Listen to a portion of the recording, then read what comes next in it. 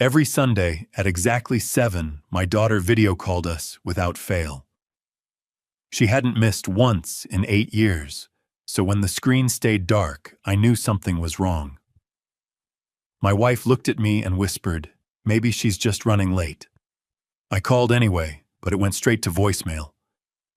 Then I called my son-in-law. He answered too quickly.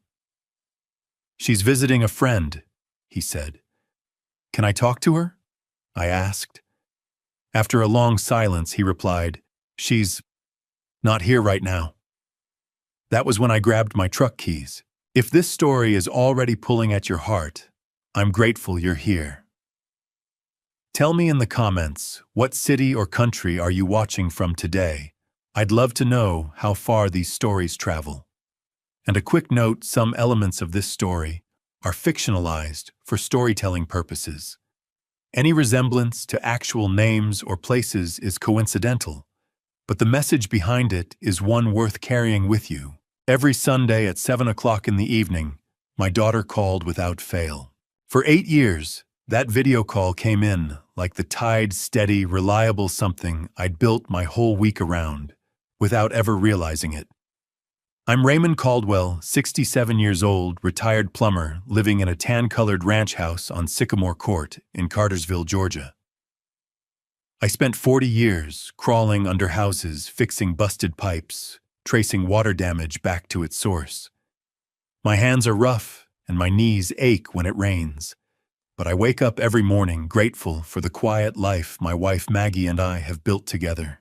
Maggie is 64, soft-spoken, and has flour on her hands more often than not. Every Saturday, she bakes peach cobblers and lemon pound cakes to sell at the farmer's market on Main Street. She says baking keeps her sane. I say it keeps the whole neighborhood happy.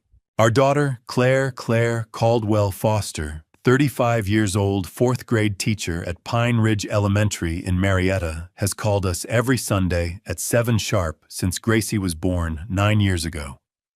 Rain or shine, sick or well-tired or wide awake, that call came through. Claire would prop the phone against the fruit bowl on her kitchen counter, and Gracie would climb into the frame and talk my ear off about her spelling tests and her best friend and whatever book she'd been reading that week. That Sunday in October felt like any other Sunday when it started. Maggie had pot roast in the slow cooker, and the whole house smelled like garlic and rosemary.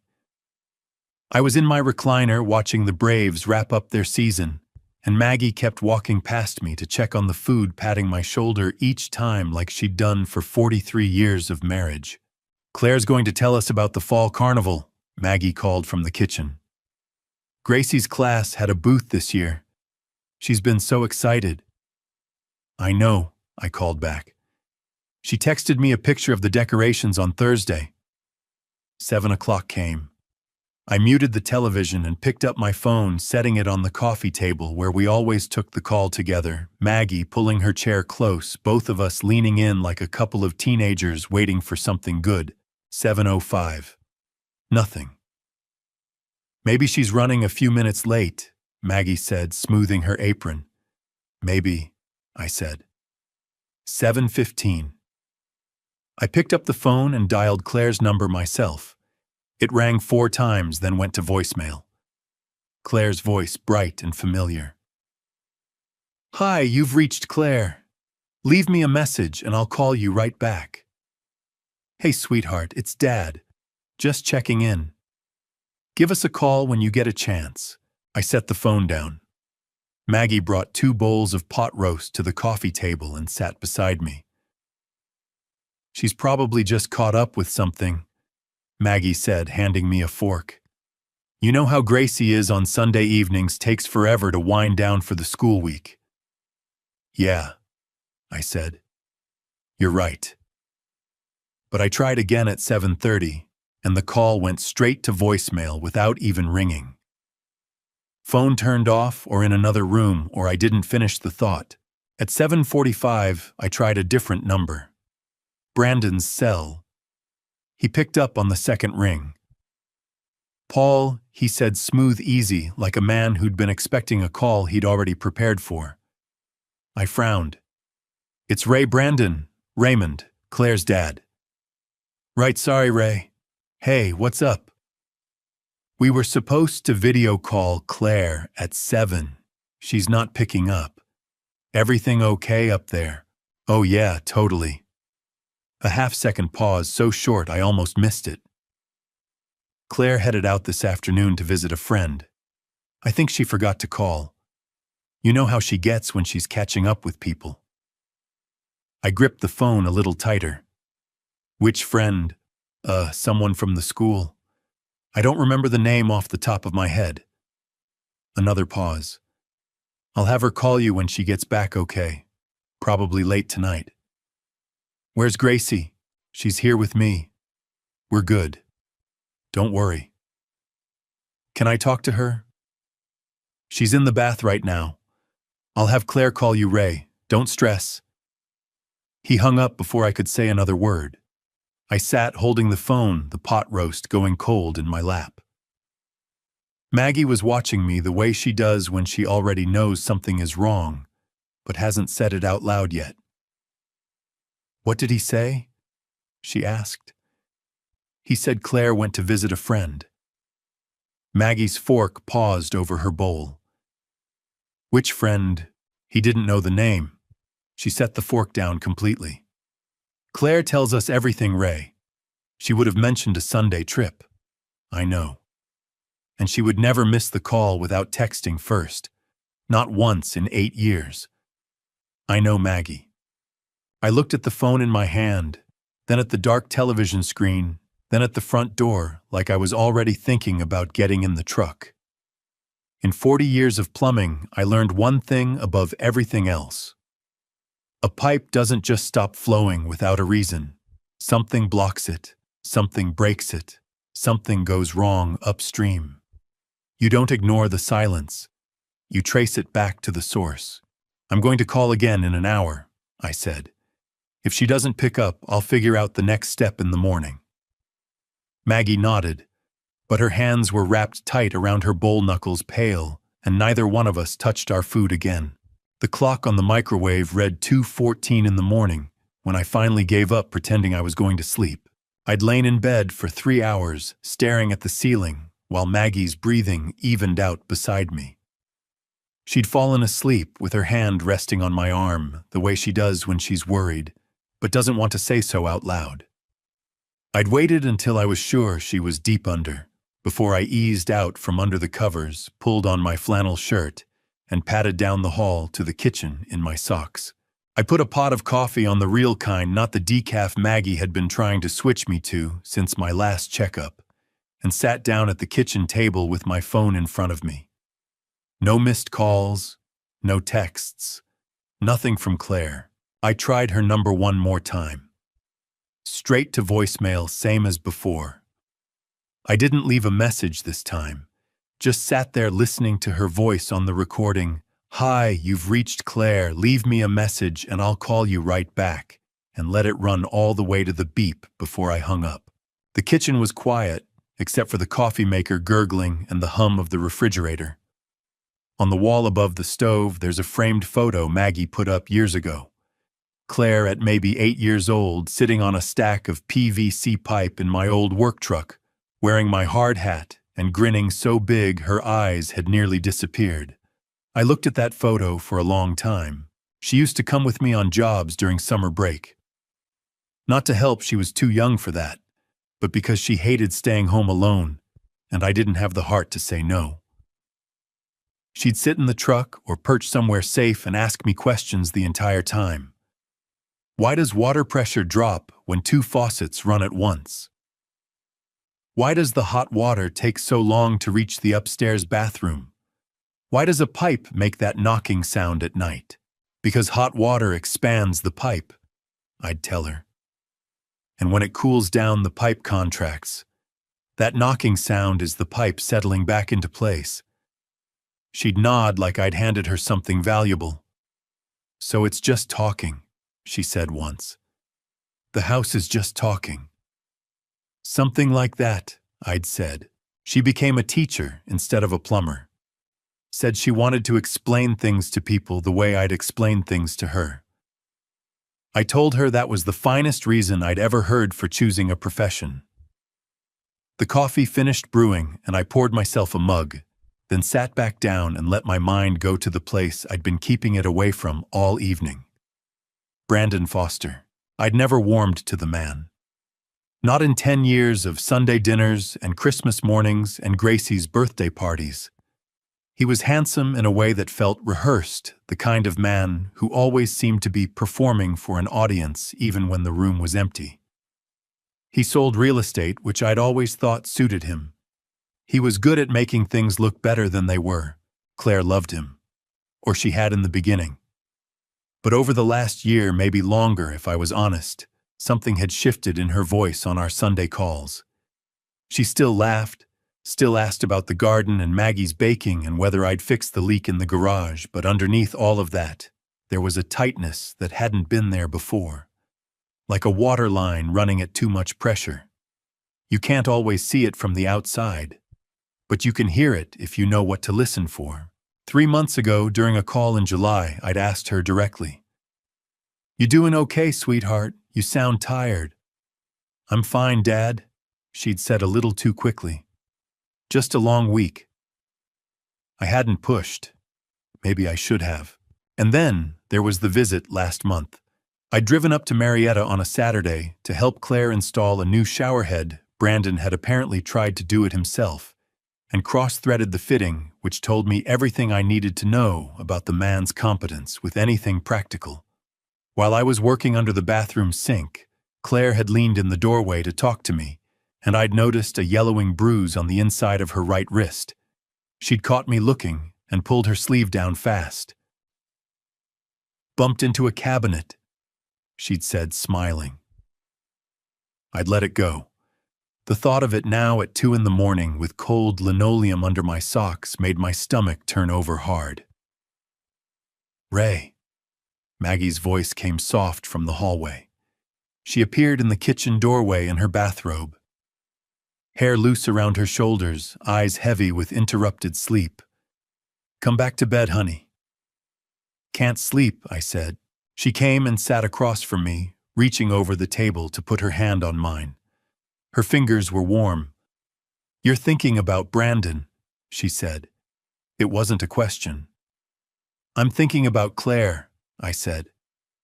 "She's fine," Maggie said, but her voice wobbled just slightly on the last word, and we both heard it. Maggie. I turned my hand over and held hers properly.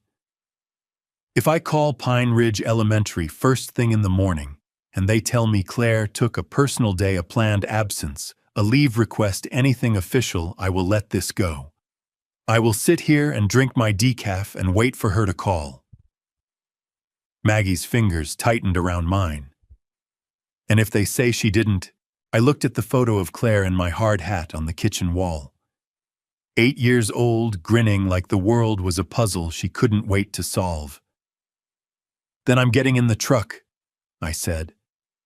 Maggie didn't argue. She just held my hand tighter, and we sat together in the quiet kitchen while the coffee went cold between us, waiting for morning to come. The sun was barely over the tree line when I heard Maggie moving around in the kitchen. I dozed off somewhere around 4 in the morning, chin against my chest and the recliner phone still in my hand. By 6:30, I was up, face washed, coffee poured, sitting at the kitchen table watching the clock, the way I used to watch a pressure gauge on a tricky job, steady, patient, waiting for the needle to move. Maggie set a plate of toast in front of me without a word. I ate 2 bites. She ate none of hers. At 7:55, I picked up my phone. "Pine Ridge opens at 8, I said. "I know," Maggie said. She sat down across from me and folded her hands on the table like she was bracing for something. At 8 o'clock exactly, I dialed the school's main number. It rang twice before a woman picked up, her voice bright and practiced. "Pine Ridge Elementary, this is Carol speaking. How can I help you?" "Good morning, Carol. My name is Raymond Caldwell. My daughter is Claire Foster. She teaches 4th grade. I'm trying to confirm she put in a leave request for this week." A short pause. Keys clicking in the background. Foster. Claire Foster, yes. Let me just pull that up for you. More clicking. Then a longer pause, the kind that made my jaw tighten. Sir, I'm showing that Mrs. Foster has been absent since last Wednesday, but I don't have any leave request on file. No personal day, no sick leave, nothing submitted through the system. The toast in my stomach turned to concrete. Nothing at all, I said. No, sir. Her class has had a substitute since Wednesday morning. We've been trying to reach her directly, but haven't gotten a response. Is everything okay? I'm not sure yet, I said. Thank you, Carol. I set the phone face down on the table. Maggie was watching me, her hands still folded, knuckles white. She didn't put in leave, I said. Maggie's breath came out shaky and thin. Wednesday, she said. Ray, that's 5 days. I know. She's been gone 5 days, and the school doesn't even know where she is. Maggie pressed both hands flat against the table like she needed something solid under her. Ray, what is happening? I don't know yet, I said. But I'm going to find out. I was already up, moving toward the bedroom. I pulled my work boots from the closet, old habit, I always think clearer with the right shoes on, and sat on the edge of the bed to lace them up. Maggie appeared in the doorway, arms crossed tight over her chest. I'm coming with you. No. I said it gently, but I said it firm. I need you here, Maggie. If Claire calls this number, if anyone calls, I need you to answer. You're my backup. Her chin trembled. I hate this. I know you do. I stood up and crossed the room and kissed her forehead, held her face in both hands for a second. I'll call you the minute I know something. I promise. I grabbed my keys from the hook by the door, my phone, and the small toolbox I keep in the truck, out of 40 years of habit. Before I backed out of the driveway, I tried Brandon's number one more time. He picked up on the third ring. His voice was different from last night, tighter, like a man who hadn't slept well and was irritated about it. Ray, he said, not a question. Brandon, Claire didn't file any leave at the school. She's been gone since Wednesday with no explanation. I need to know what's going on. A beat. I told you she's visiting. Which friend, Brandon? My voice came out harder than I intended. Give me a name. Give me a phone number. Give me something. Another pause, longer this time, and I could hear him breathing. Look, Paul. I really think you need to calm down and let Claire. I went cold all over. My name is Ray, I said slowly. Raymond Caldwell. You've called me Paul twice now. Who is Paul Brandon? The line went dead. I sat in my driveway with the engine idling, staring at the phone in my hand. In 40 years of plumbing, when a repair job looked straightforward on the surface but something kept nagging at the back of my neck, I learned to trust that nagging. Brandon Foster had just called me the wrong name twice. A man who'd been my son-in-law for 10 years. A man who knew my name as well as he knew his own. People don't mix up names by accident. They mix them up when their mind is somewhere else entirely. I put the truck in reverse and headed for the highway. 40 minutes on. 75 south felt like 4 hours. I kept the radio off. Just me and the hum of the engine, and the white lines blurring past mile after mile of Georgia pine trees, giving way to strip malls and subdivisions as Cartersville faded behind me and the Atlanta Metro crept in around the edges.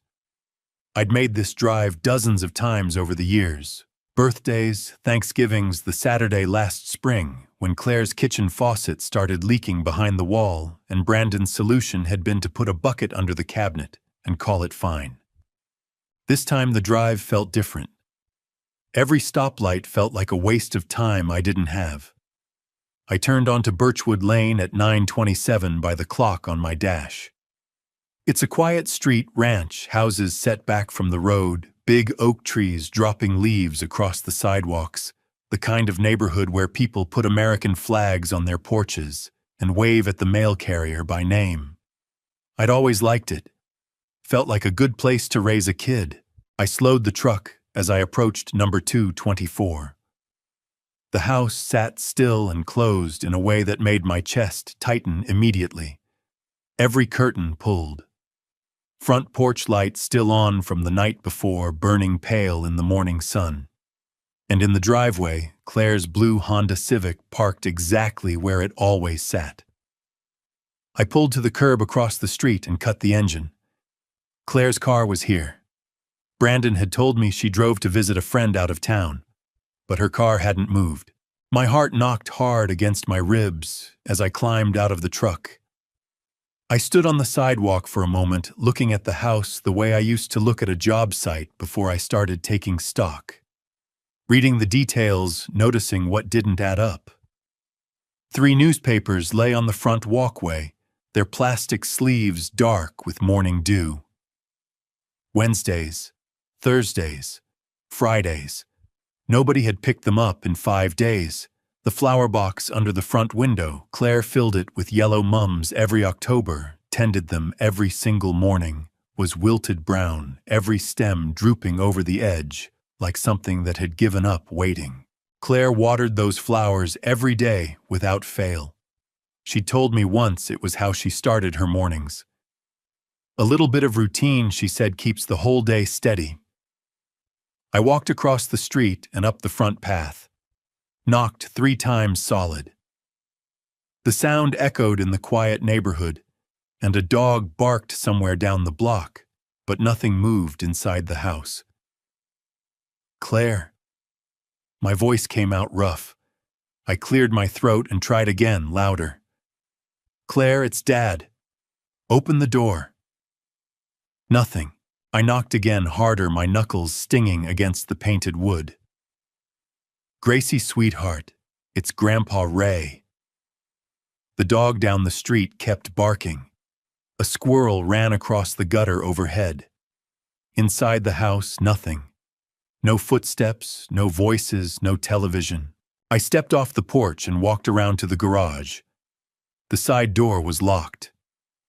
I cupped my hands against the small window and looked in. Claire's Civic sat in the near bay. The far bay was empty. Brandon's black Chevy Tahoe was gone. I went back to the front door and stood there with my hand in my jacket pocket, fingers closing around my keyring. 2 years ago, when Claire and Brandon had replaced all the locks after a neighbor's house got broken into, Claire had pressed a spare key into my hand at Sunday dinner. Just in case, Dad, she'd said, quiet enough that Brandon couldn't hear from the living room. You never know. I'd put it on my key ring that same night and never taken it off. I slid the key into the deadbolt. It turned smooth and clean, and the door swung open. The smell hit me first, stale air, the particular staleness of a house that had been shut up tight for days with the heat running. Underneath it, something else. Takeout food gone cold, the faint, sour edge of a trash can that needed emptying. The living room looked almost normal at first glance. Couch, coffee table, Gracie's school drawings still tacked to the corkboard by the stairs. But I'd been in enough houses over the years to know when something had been straightened in a hurry. The throw pillows were lined up too perfectly. The magazines on the coffee table were stacked at a precise right angle, the kind of precise that comes from someone trying too hard. A single crayon purple, Gracie's favorite color, lay on the carpet near the base of the couch, too far from the coffee table to have just rolled there. I moved to the kitchen. The sink held 2 days of dishes crusting over in the basin. The counters had been wiped down recently. I could smell the cleaning spray, but whoever wiped them had done it fast and missed the corner by the stove. I opened the refrigerator. Beer. Leftover Chinese food in white containers. A half-gallon of milk with an expiration date of last Wednesday. No juice boxes, no Go-Gurt. No grapes or apple slices in little snack bags, with Gracie's name written on them in Claire's handwriting. Nothing a 9-year-old girl would eat. I stood in the middle of that kitchen, with the refrigerator humming behind me, and something cold and heavy settling into my chest. Then I looked down. Under the sink where I'd installed new shut-off valves for Claire 2 summers back was the household water meter, a small analog gauge, the kind that measures flow through the main line. I crouched down and looked at it the way I'd looked at 10,000 meters over 40 years. The dial was moving. Slowly, steadily, but moving. Water was flowing somewhere in this house right now. I straightened up and stood very still. And that's when I heard it, a sound faint and low rising through the floor beneath my feet. I stood in the middle of Claire's kitchen and held my breath. The sound came again, low muffled, rising through the linoleum floor like a vibration more than a noise. Not footsteps, not the house settling. Something deliberate. Something that started and stopped with a rhythm that didn't belong to pipes or appliances or anything mechanical. I looked down at the water meter under the sink again. The dial was still turning, slow and steady the way it turns when someone somewhere in the house has a faucet cracked open, just enough to keep a trickle running. In 40 years of plumbing, I'd read thousands of those dials.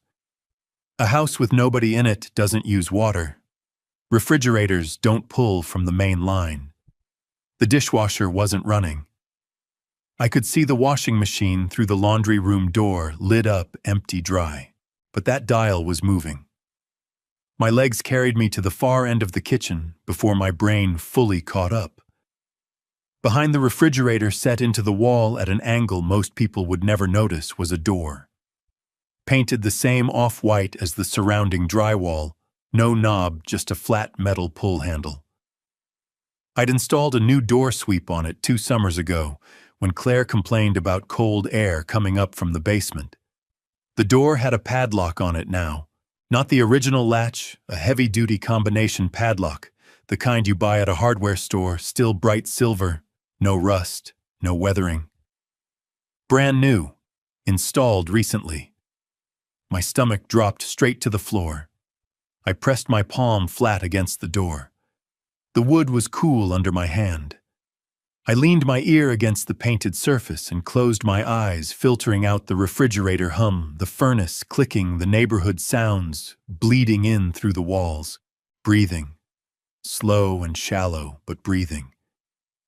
Someone was on the other side of that door. My throat seized up so hard I couldn't speak for a moment. I swallowed twice, forced air into my lungs, and knocked gently with 2 knuckles. Claire. My voice came out barely above a whisper. Claire, baby, it's Dad. Nothing. Then a sharp intake of breath from the other side. Like someone who'd been holding themselves very still, had just heard something that cracked them open. I thought of something then. Something so old I hadn't thought about it in years. When Claire was 6 years old, we used to play hide and seek on Sunday afternoons. She was small enough to squeeze into the tightest spaces behind the water heater in the garage, inside the lower cabinet under the bathroom sink, underneath the back porch, between the foundation blocks. When I got close to finding her, she'd give herself away every time. Not by moving or making a sound, but by knocking. 3 slow knocks on whatever surface was nearest to her. Our signal. Her way of saying, I'm here, Daddy. You're warm. Keep looking. I raised my fist and knocked on that basement door. 3 times. Slow. Pause. The silence stretched out for 5 full seconds. My heart hammered so hard I could feel it in my back teeth. Then, from the other side of the door, 3 knocks. Slow. Pause. I grabbed the padlock with both hands and pulled. It held fast quality hardware, a solid shackle. My hands were shaking so badly, I had to grip the refrigerator door to steady myself, and the shaking made me furious because I needed my hands right now. I needed them working. Claire. I pressed my mouth close to the doorframe. I hear you. I am right here. I'm going to get this door open. Do you understand me? I am not leaving this house without you. From the other side, muffled and hoarse, and the most beautiful sound I had ever heard in 67 years of living, my daughter's voice. Dad. Just that. Just the one word, and it broke into pieces on the way out, like she'd been saving it up for 5 days, and it had gotten too heavy to carry whole. I was already running for the front door. My toolbox sat behind the passenger seat of the truck, right where it had lived for 40 years. I yanked open the truck door so hard it bounced on its hinges, dragged the box out, flipped the latches. My hands found the bolt cutters by feel 18-inch Channellock good steel tool I'd owned since 1987. I also grabbed the heavy flathead screwdriver and the adjustable wrench, shoved them in my back pocket, and ran back inside. At the basement door, I examined the padlock fast and close. Master lock, hardened shackle, the kind rated against bolt cutters on the packaging. But the packaging was written by marketing people, not plumbers.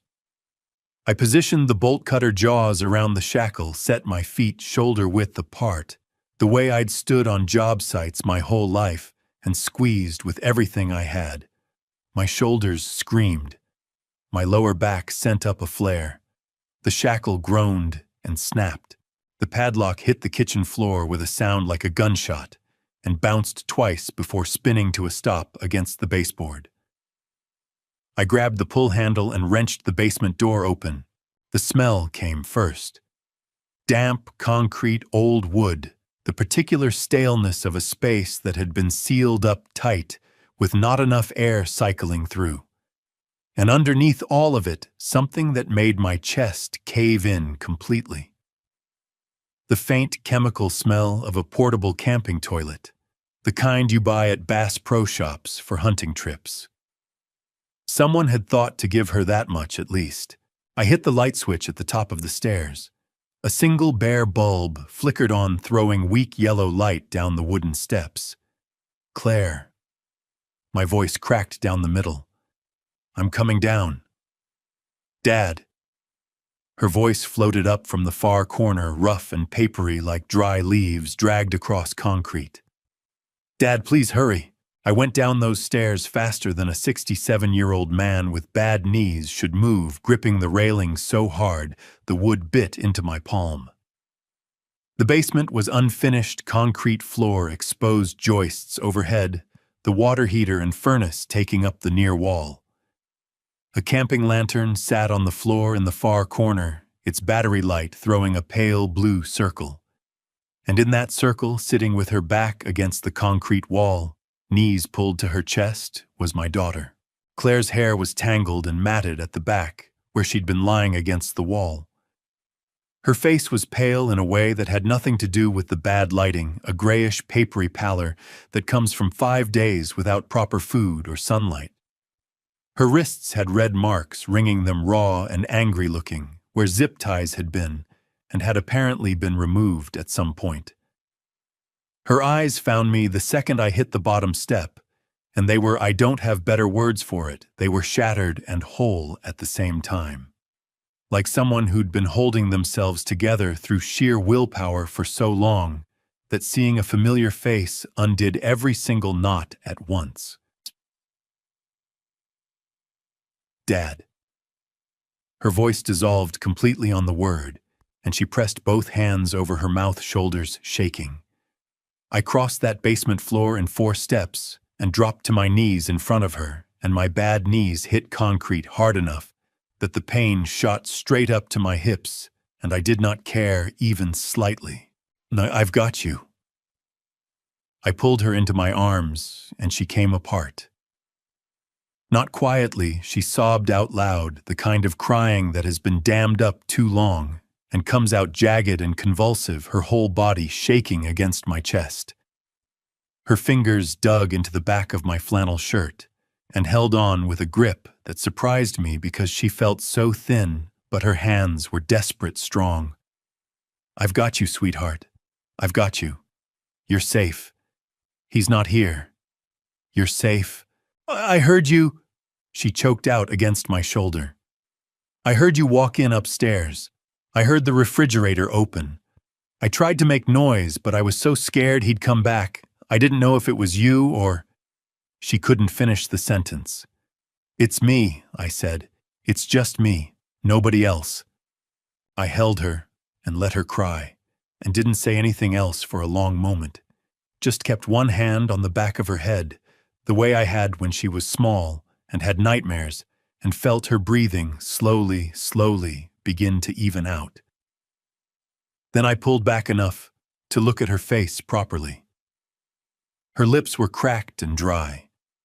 A healing scrape ran along her left cheekbone. Her eyes were sunken, the skin beneath them bruised, dark purple with exhaustion. How long? I asked. My voice came out steadier than I felt. How long has he had you down here? Since Wednesday night.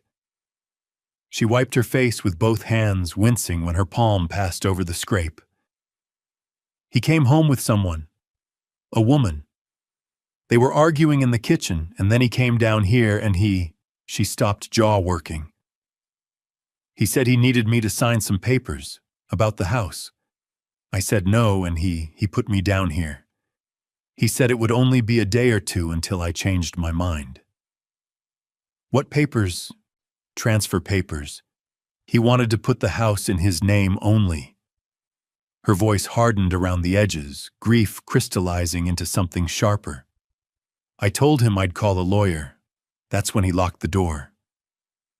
I brushed the hair back from her face with both hands the way I'd done 1,000 times when she was small. My eyes were burning, and I was not going to cry yet because I needed to stay functional for the next 10 minutes. Okay, I said. Okay, can you walk? I think so. She pressed her hand against the wall and started to push herself up. Her legs shook badly, and I got my arm around her waist and took most of her weight without making a thing of it. We made it up 3 steps before she grabbed my arm hard and stopped. Dad. Her voice dropped to something urgent and raw. Where is Gracie? Brandon said he sent her to his mother's in Savannah, but I don't know if that's true. I don't know if she's okay. Her fingers dug into my forearm hard enough to bruise. Ray. Where is my daughter? The bottom dropped out of my stomach. In all the terror and the relief of the last 10 minutes, I had not gone upstairs. I had not checked the bedrooms. I had come straight to the kitchen, straight to the basement door, straight to Claire. Gracie. I did not know where Gracie was. I looked at my daughter's face, the desperation cracking through the exhaustion, the way her whole body had gone rigid, waiting for my answer, and I said the only true thing I had. I'm going to find her right now, I said. Stay here. And I took the stairs 2 at a time. The stairs groaned under my boots as I took them 2 at a time. Claire called up after me from the bottom of the staircase, her voice thin and urgent. Gracie's room is on the right. The door with the butterfly sticker on it. I already knew which door. I'd painted that room with Claire 3 years ago, pale yellow, her choice, Gracie's choice, the 2 of them debating shades for 45 minutes at the Home Depot paint counter while I stood there holding color swatches and trying not to laugh. The hallway upstairs was dim, all the bedroom doors closed. I pushed open the first door on the right. The butterfly sticker was there. A big purple monarch slightly peeling at one corner the way stickers do when a kid picks at them out of habit. Gracie's room was tidy in the specific way that a child keeps a room tidy. Stuffed animals arranged on the bed with internal logic that only made sense to a 9-year-old, library books stacked on the nightstand with a bookmark sticking out of the top one, a half-finished friendship bracelet on the dresser with the strands still attached to a safety pin stuck into a throw pillow. The curtains were drawn, the room dim and still. No Gracie. Gracie. I kept my voice low and steady, the way I used to talk to Claire when she was small and frightened, Not loud, not sharp, just present. "Sweetheart, it's Grandpa Ray. It's okay. You can come out now." Nothing moved. I stood in the center of the room and thought about what Claire had told me downstairs. Brandon told her he'd sent Gracie to his mother's in Savannah.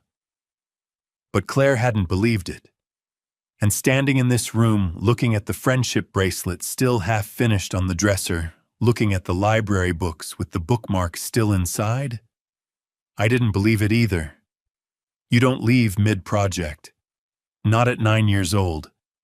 Not when you're in the middle of something. I thought about the milk in the refrigerator expired Wednesday. I thought about the water meter dial still turning. And I thought about Claire at 6 years old, crammed into the cabinet under the bathroom sink, knocking 3 times so I could find her. I crossed to the bed, crouched down, and lifted the bedskirt. The space under the bed was dark. For one terrible second I saw nothing, and my heart seized so hard I actually pressed my fist against my sternum. Then I saw 2 eyes, small, dark-looking, straight back at me from the far corner under the bed frame, barely visible, behind a tumble of shoeboxes and a deflated soccer ball and what looked like a rolled-up sleeping bag. Wide eyes, terrified eyes, but open and blinking and alive. Gracie. My voice broke clean in half on her name. Baby girl. It's Grandpa Ray. A sound came from under the bed. Not words, just a small, high-cracked noise that I recognized as a child, trying very hard not to cry out loud and failing at the last second. Then she was moving, scrambling forward on her hands and knees, shoeboxes scattering sideways, and I pulled the bedskirt up higher, and she came out from under that bed and slammed into my chest so hard I rocked back on my heels. She weighed almost nothing. She felt like a bundle of sticks and cold skin, and she was shaking so violently I could feel it in my back teeth. Her arms went around my neck, and she held on with everything she had, face buried against my shoulder, and she cried, not quietly, not politely, but with her whole body, the kind of crying that comes from a child who has been terrified and alone and holding herself together through sheer, stubborn will for days and days, and has finally reached the person she was waiting for. "I've got you," I said into her hair. My throat was so tight the words came out barely above a whisper. "Grandpa's got you. You're safe. You're safe, sweetheart." "I waited," she choked out between sobs. "Mom said you'd come. She said if something really bad happened, you'd come." I waited, and I counted, and I waited. I know. I was rocking her without realizing it the way you do with small children when there are no adequate words. "You did so good. You did everything exactly right." She pulled back just enough to look at my face. Her cheeks were streaked, and her lips were cracked dry, and she had a smear of what looked like peanut butter on her chin from some earlier attempt at feeding herself. She was the most beautiful thing I had ever seen. Then she shoved something at me, hard pressing it against my chest with both hands. A tablet. The screen cracked in one corner, the case covered in stickers. Llamas and rainbows, and one sticker that said 4th grade rocks. I recorded it," Gracie said. Her voice was raw and hoarse. "Grandpa, I recorded everything. I didn't know what else to do, so I hid the tablet under my pillow first, and then I pushed it under the bed with me, and I just let it record. I thought you would want to know what happened." I looked at the tablet in my hands. The screen showed a long audio file, 47 minutes, timestamp from Wednesday evening. Gracie. I cupped her face in both my hands, dirt, and all cracked lips, and tear-streaked cheeks, and peanut butter and everything. "Do you know how smart you are?" She let out a wet, exhausted laugh that sounded like Claire at the same age. "Mom always says I get it from you." I tucked the tablet under my arm and stood up with Gracie still held against my side, one arm around her, Can you walk, sweetheart? Yes, she said. Then immediately, Is Mom okay? I heard her. The first night I heard her through the floor. Mom is downstairs, I said. She's waiting for you. Gracie made another sound, relief and grief and exhaustion all compressed into one small noise, and held my hand so tightly as we went into the hallway that my knuckles ached. I didn't mind even slightly. At the top of the stairs, I looked at the tablet under my arm. 47 minutes. Whatever was on that recording, it had happened while Gracie lay under her bed in the dark alone and terrified, holding herself still waiting for me. I pulled out my phone and dialed 911. The 911 dispatcher's voice was calm and professional, the way they trained them to be. 911, what is your emergency? I need an ambulance at 224 Birchwood Lane in Marietta, I said, keeping my voice level while Gracie pressed against my side on the staircase. I have 2 people here, an adult female and a child 9 years old, both showing signs of dehydration and malnutrition. They've been confined without adequate food or water for approximately 5 days. A pause. Keys clicking. Sir, are they conscious and breathing? Yes. Both conscious, both breathing.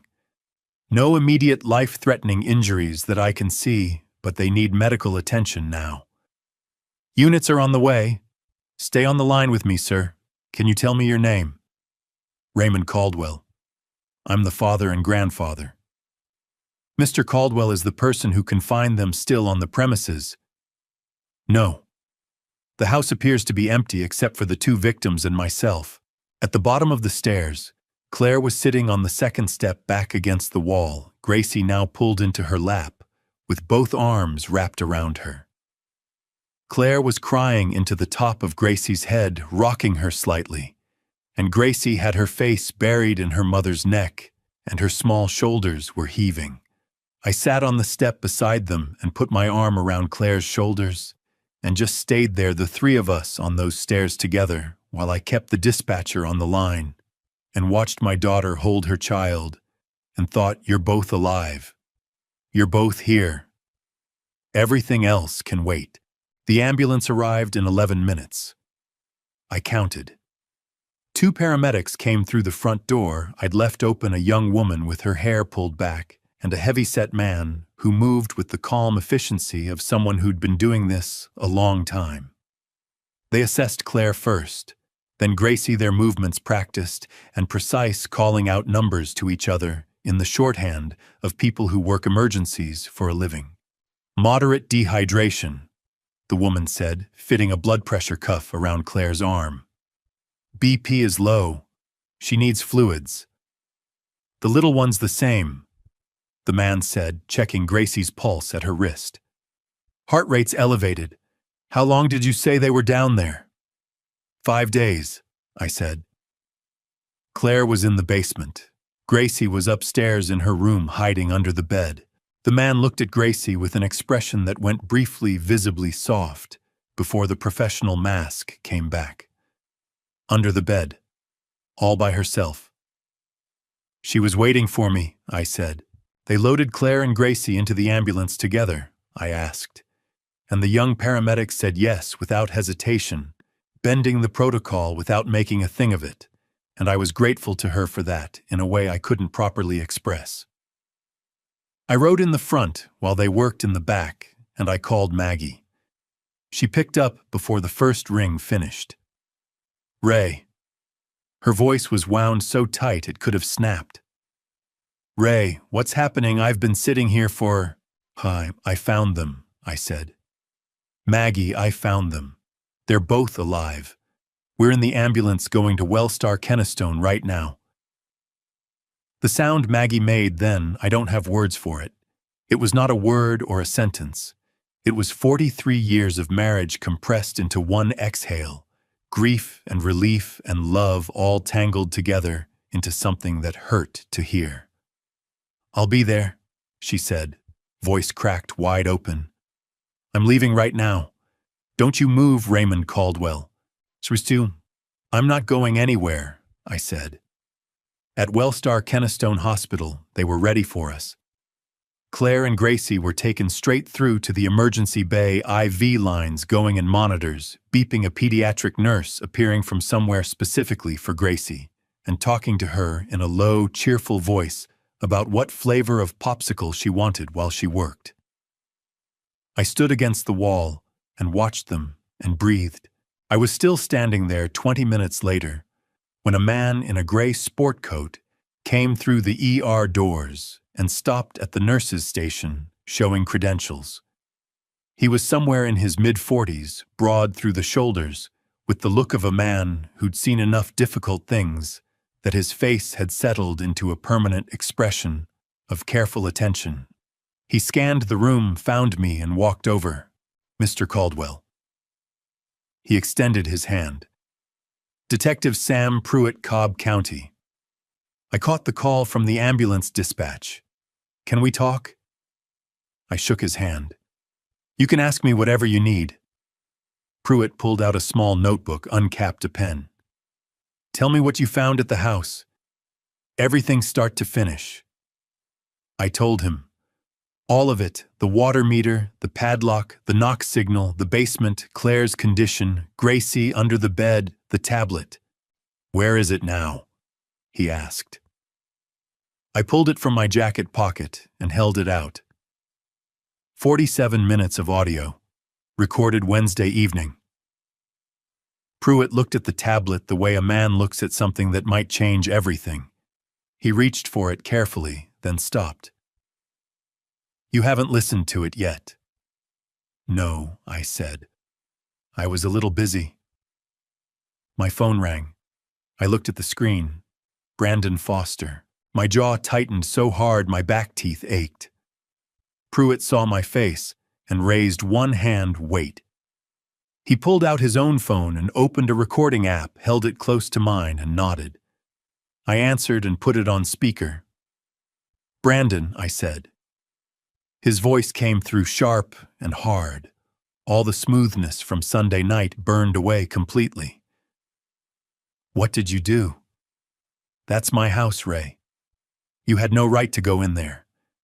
Claire is my wife and Gracie is my daughter, and you had absolutely no right.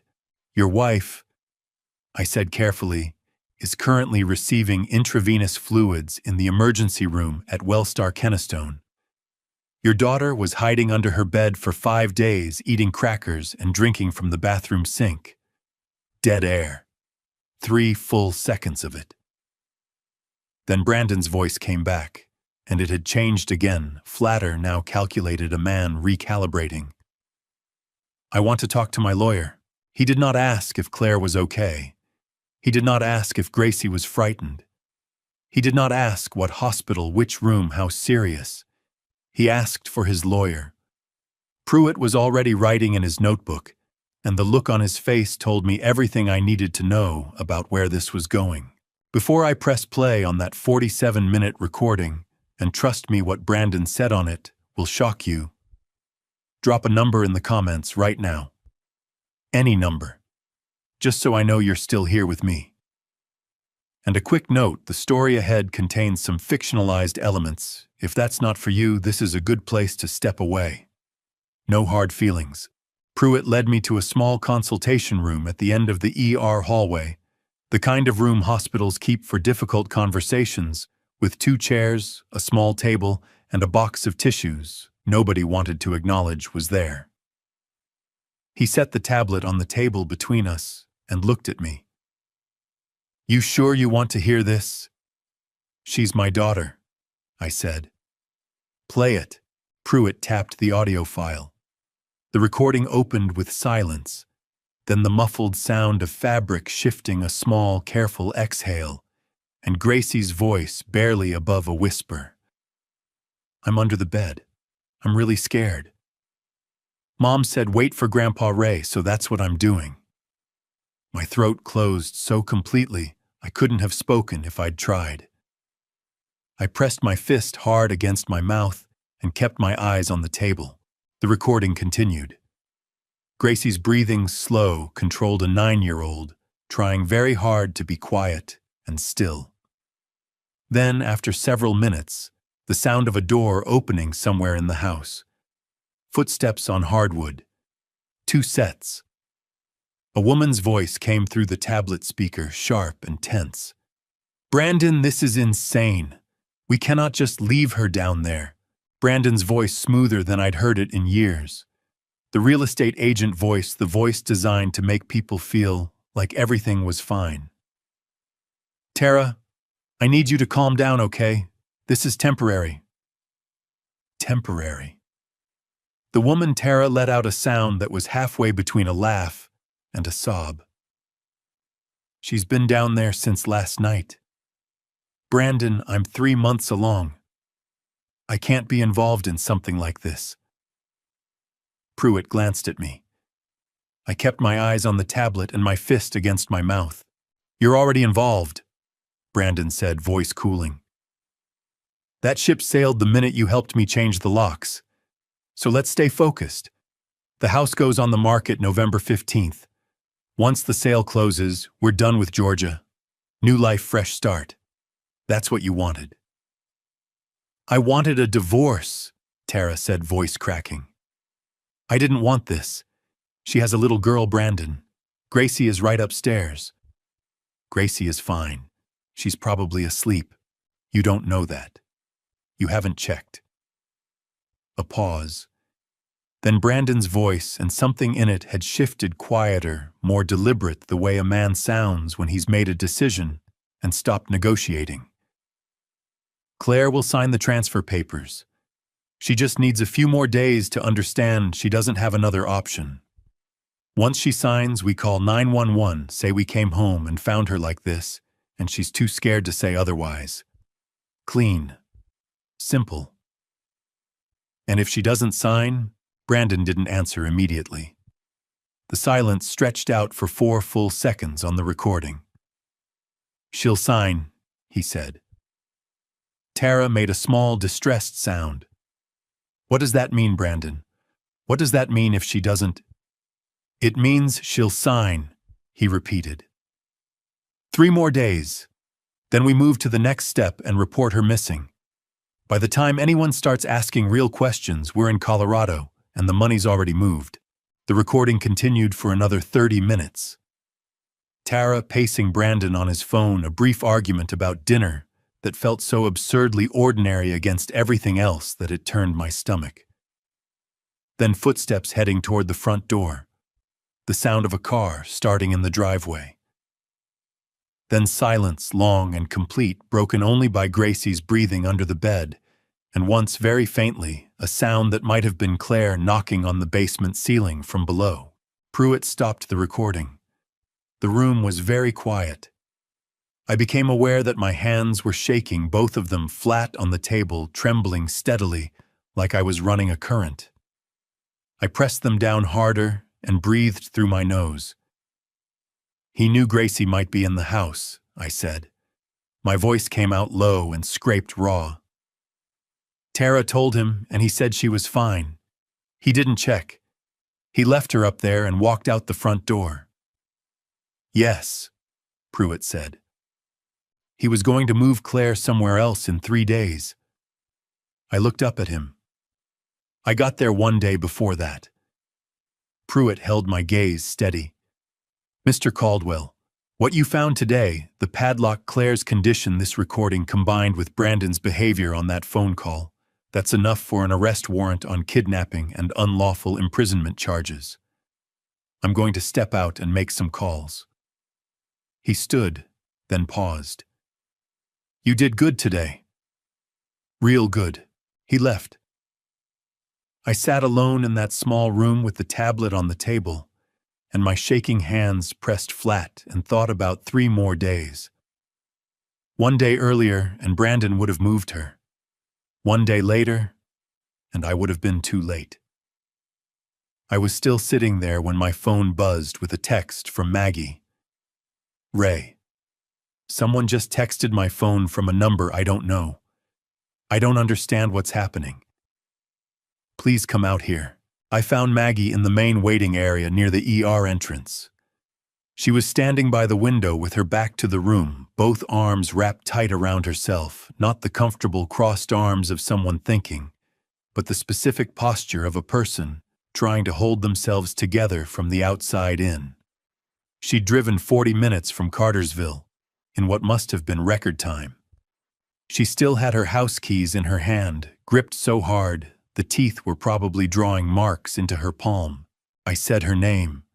She spun around and grabbed my arm with both hands. Before I could say anything else, the keys digging into my jacket sleeve, her eyes red-rimmed, and her face a pale I hadn't seen since her mother passed 11 years ago. "Ray, look at this." She shoved her phone at me with shaking hands. Not trembling, shaking the full body kind that comes from adrenaline and fear running too long with nowhere to go. "Tell me what this means. Tell me right now." I took the phone. The text had come from a number with an Atlanta area code not saved in her contacts, not anyone Maggie knew. I read it twice to make sure I was reading it correctly. "Your husband is very persistent. Tell him to stop talking to police and take his family home. Claire is already safe. There is no reason to make this more complicated than it needs to be. Think carefully about what matters most." My jaw tightened until the muscles along the back of my skull ached. I kept my face still.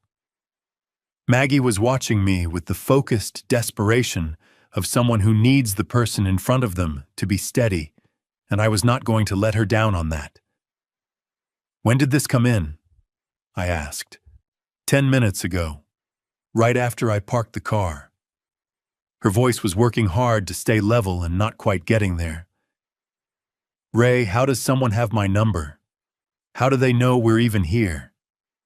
I didn't tell anyone I was coming, I just got in the car and—" "Brandon has had your number for 10 years, I said. "He knows it the same way he knows mine." She absorbed that. "Is it him? Did he send it himself? The him or someone he called?" I looked around the waiting area without making it obvious, a young mother with a toddler asleep in her lap. An older man in a Braves cap bent over a crossword, a teenage boy sprawled across 3 chairs with his mouth open. Nobody watching us. Nobody positioned wrong. "Come with me." I put my hand on her back and walked her down the hallway toward the consultation room, where Pruitt and I had listened to the recording. The hallway felt longer than it had an hour ago. Maggie walked close enough that her shoulder kept brushing mine, and I was glad of it. Pruitt was coming through the door from the opposite direction when we arrived, phone in hand, expression focused, in the way that told me he'd been making calls, and the calls had produced results. He looked at Maggie first, then at me, reading the situation in about 2 seconds. "Detective." I held out Maggie's phone. "My wife received this in the parking lot 10 minutes ago." Pruitt took the phone and read the message. Something moved across his face. Not surprise, not quite, but a sharpening, the look of a man whose picture of a case just got 1 size larger. He reached into his jacket pocket and produced an evidence bag. The man came to work prepared, which I was beginning to appreciate considerably, and held it open. "Fat Mrs. Caldwell, I need to hold on to this temporarily," he said, his voice shifting into something more measured, the voice he used when he needed people to trust him quickly. "We can trace the origin of a text even from a prepaid number if it was sent recently enough. The cell tower data alone can tell us a great deal. You'll have your phone back." Maggie looked at me. I nodded once. She dropped the phone into the bag, and I watched her hands shake as she pulled them back. "Oh, how do they know we're here?" Maggie asked Pruitt directly, her chin steadying as she asked it. That was Maggie, frightened, but not passive. Never passive. "Someone sent this the minute I pulled into the parking lot. Because Brandon Foster knows this hospital is where Claire and Gracie would be taken," Pruitt said. "He knows Raymond found them, and he's panicking." He sealed the evidence bag. "Mrs. Caldwell, I want you to hear something because I mean it. This message is good news for us. Someone who sends a text like this is not in control of their situation anymore. They're reacting. Panicking people make mistakes, and mistakes leave evidence. Maggie reached out and grabbed my hand with both of hers, squeezing hard enough that my knuckles popped, and I didn't pull back. Her grip was the grip of a woman who has been alone with her fear for 4 hours, and has now found something solid. "Is my daughter safe right now?" she asked. Her voice cracked on the word daughter, and she pushed through it. "Is Gracie safe? Shukri? They're both being treated 20 yards from where we're standing," I said. "Brandon is not in this building. Pruitt has a unit outside the ER. Had one there since this morning," Pruitt confirmed. "Nobody comes through that entrance without us knowing." Maggie let out a breath that shook all the way through from start to finish, like a bridge in wind. Then something in her spine changed. I've watched it happen for 43 years, that moment when Maggie decides she is done being scared and starts being useful instead. Her shoulders came back. Her chin came up. She loosened her grip on my hand, but didn't let go entirely. "What do you need from us?" she asked Pruitt. He looked at me. "I need Ray to make a phone call." "To Brandon," I said. "To Brandon." Pruitt set the evidence bag on the table and leaned forward slightly, the posture of a man laying out something important. "We have the audio recording. We have this text message which demonstrates consciousness of guilt. He knows what he did, and he knows we're closing in. We have Claire's testimony and the physical evidence from the house. What we don't have yet is Brandon saying anything directly incriminating in his own voice on a line we control." He paused.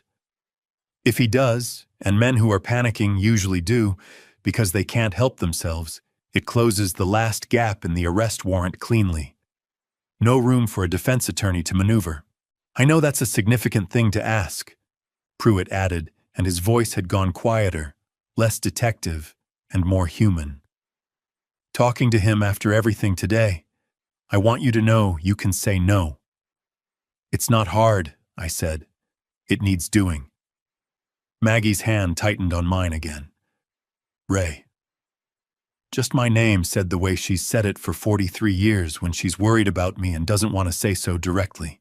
I turned to face her properly, took both her hands in mine. She was trembling fine and continuous the way a wire trembles under load, too much current running through something built for less. I held on firm and let her feel that I was steady. "Maggie." I waited until her eyes found mine.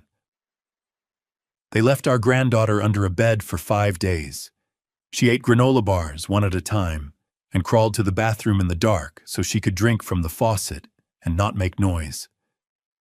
They locked our daughter in a concrete basement with a camping lantern and a padlock on the door and walked away." I kept my voice even, not cold, just certain. "Whatever Brandon says to me on that phone call, I can handle it.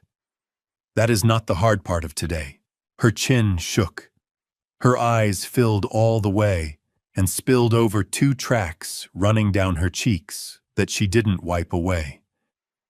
Then she nodded once sharp, the way Maggie nods when she's made a decision and means it, and let go of my hands. Pruitt was already moving. He set a digital recorder on the table and pressed record, then pulled out his own phone and opened a second recording app as backup, positioning both devices where they'd catch the call clearly. 2 recordings, 2 devices, thorough, man." He looked at me and nodded. I picked up my phone. Brandon's name was still in my contacts, exactly where I'd put it 10 years ago, the night after he and Claire got engaged, when I'd driven home from dinner and sat in the driveway and made a deliberate decision to give the man a fair chance. I'd typed his name in as Brandon Clares and told myself that was enough reason. I looked at those 2 words on my screen for a moment. Then I pressed call. Maggie stood across the table from me, both hands pressed flat against the surface eyes on my face. Pruitt stood to my left, completely still, watching the recorder.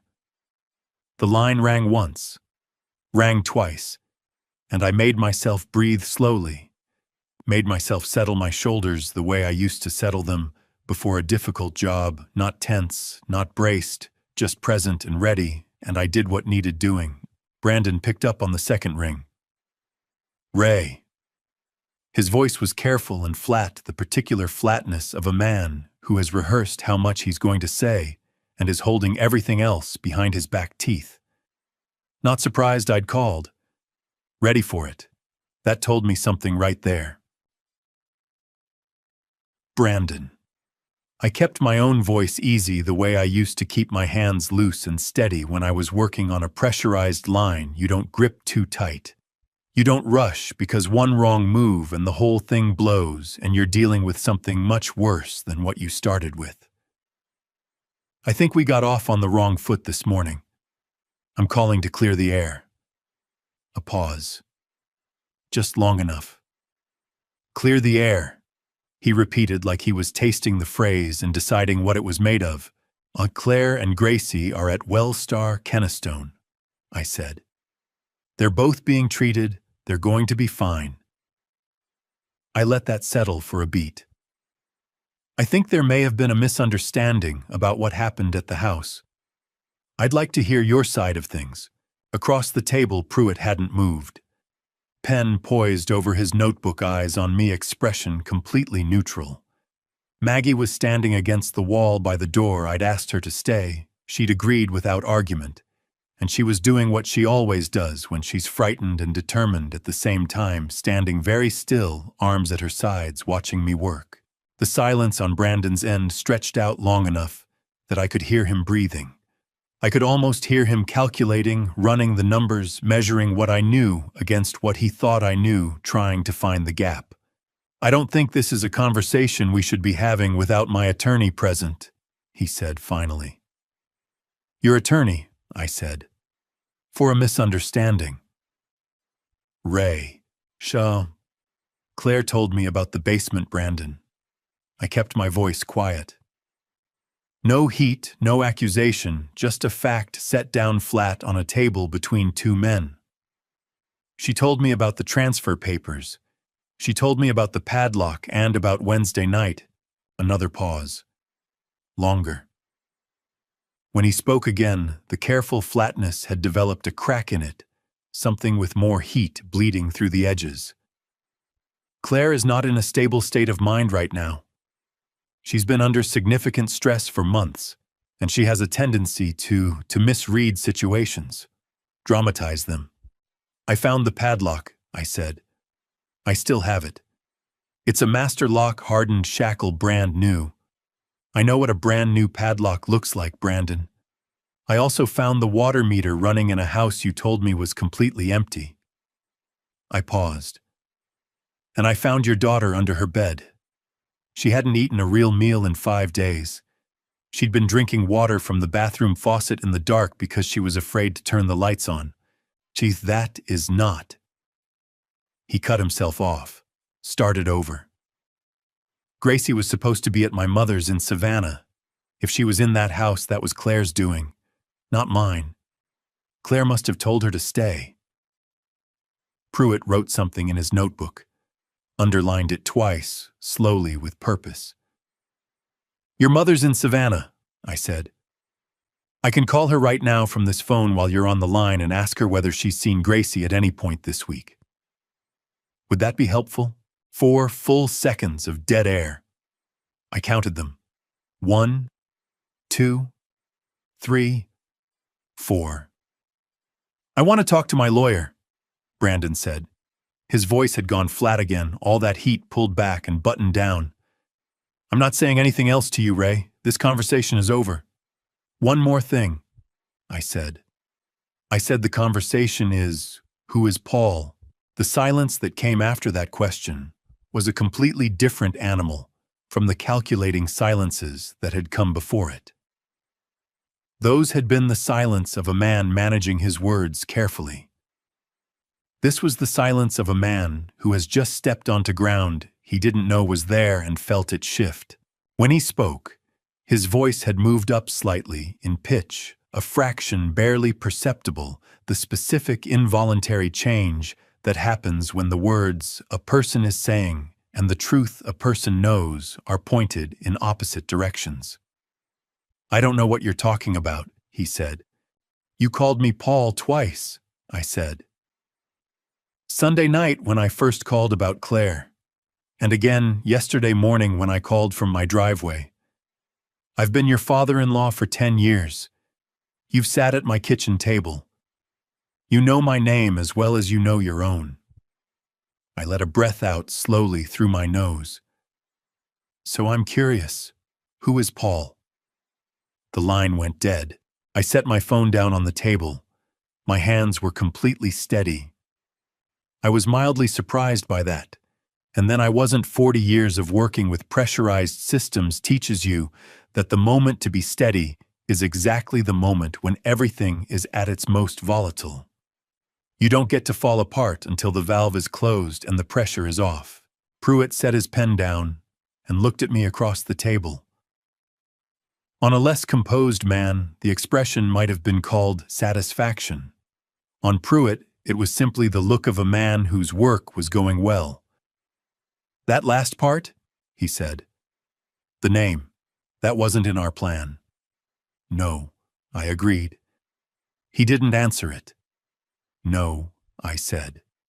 He didn't. Pruitt picked up his own phone and made a call, turning slightly away from me. His voice dropping into the clipped, compressed shorthand of law enforcement, the way people talk when they've had the same kind of conversation.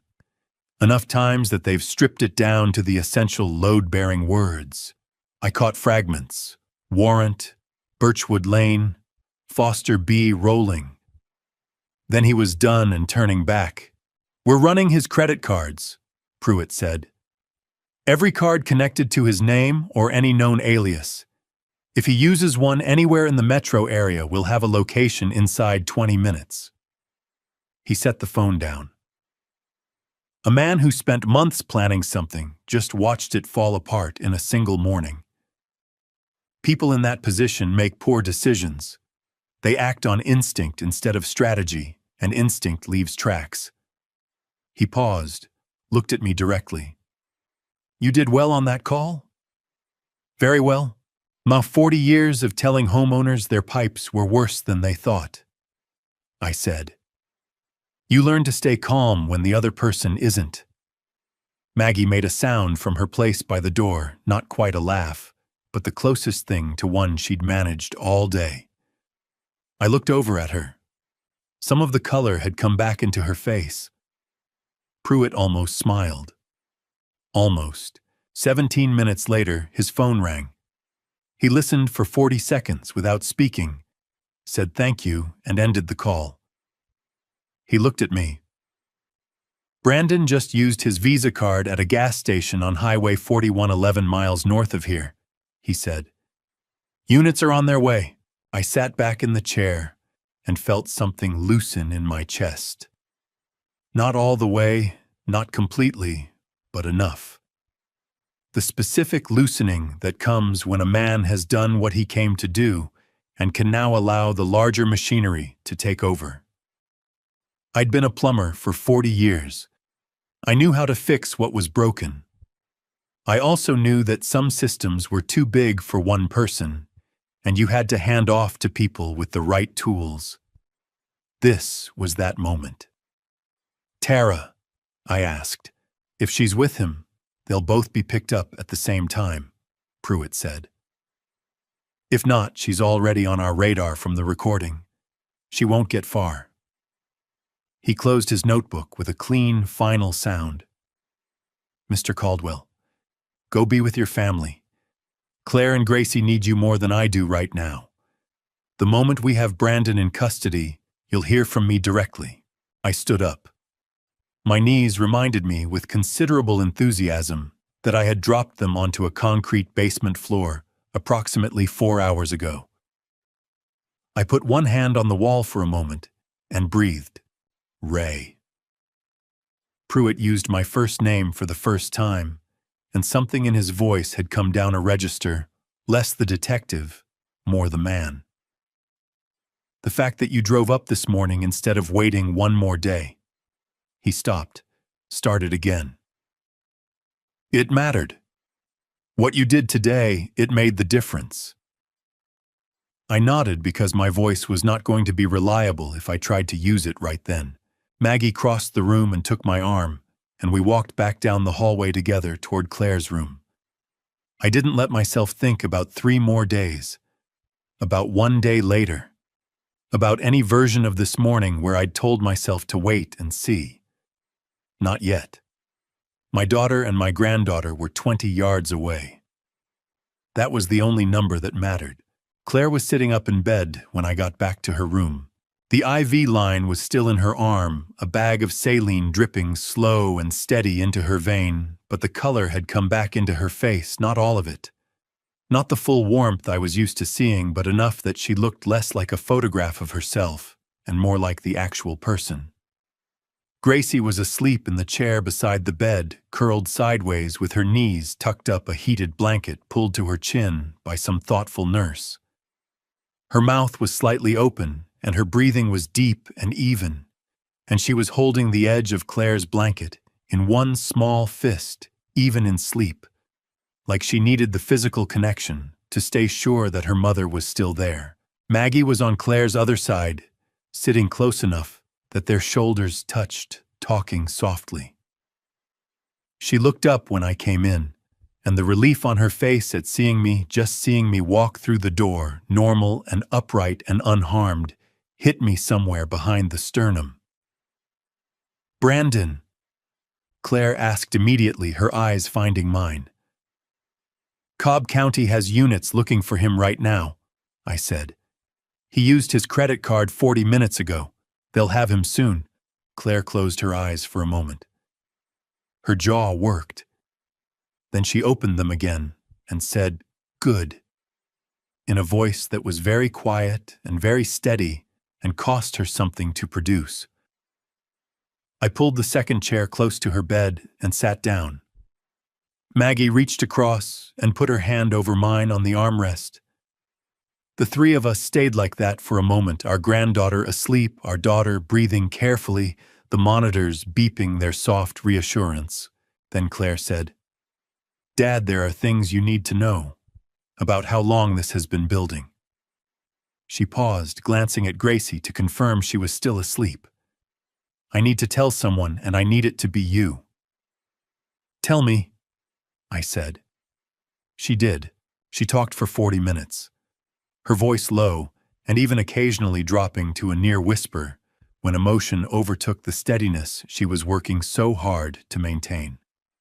Brandon had started changing 18 months ago, gradually enough that she'd explained it away to herself each time the way you do when you love someone and want the thing you see to be something other than what it is. Coming home later and later. Keeping his phone face down on every surface. Money disappearing from the joint account in amounts too small to be dramatic, but too consistent to be accidental. I started keeping a notebook," Claire said. "Writing down the dates and amounts. I didn't know what I was going to do with it. I just needed to make it real on paper." She looked at her hands. 6 months ago, I found a text on his phone. I wasn't snooping, he left it open on the counter and I picked it up thinking it was mine. It was from a woman named Tara. It said things that couldn't be misread. Maggie made a sound low in her throat, her hand tightening on mine.